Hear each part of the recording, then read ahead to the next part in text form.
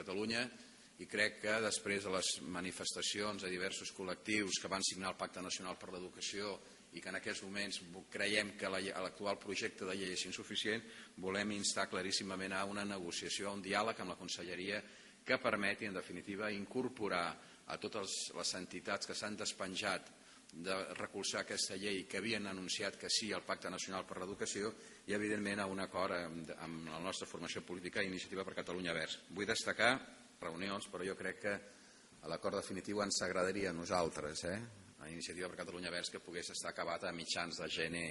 És a dir, que queda un mes, ja sé que el mes de desembre és un mes, com vostès saben, molt atapeït de reunions del Parlament, de ple de pressupostos, però ens agradaria molt que al tornar de vacances de Nadal, molt pocs dies després, poguéssim tenir un acord d'actualització del Pacte de l'Entesa.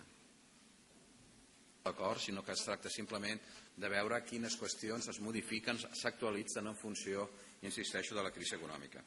I des d'aquest punt de vista hi ha 4 àmbits de treball importantíssims per nosaltres. El primer seria el tema de les polítiques socials, és a dir, cal incrementar en definitiva la despesa en política social, i això vol dir dues coses: el nou finançament, i vol dir també la possibilitat d'un major endeutament per part de la Generalitat. En segon lloc, el tema de la inversió. La reactivació de l'economia catalana passa en molt bona part per incrementar la inversió pública a Catalunya. En tercer lloc, el paper importantíssim que ha de jugar la política d'habitatge en un moment de crisi del propi sector.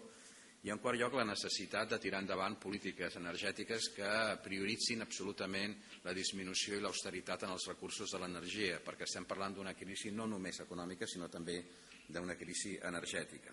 Aquests han estat fonamentalment el...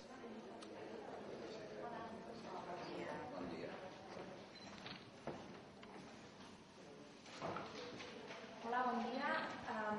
Bé, avui hem celebrat la nostra primera comissió executiva nacional després de l'assemblea, i des d'Iniciativa i des de la direcció avui ens hem volgut sumar a les lluites que hi ha a nivell internacional, i avui, que és el Dia Internacional de Lluita contra la Sida. Nosaltres també ens volíem fer ressò i de la necessitat de continuar en compte que avui hi ha 33 milions de persones al món que viuen.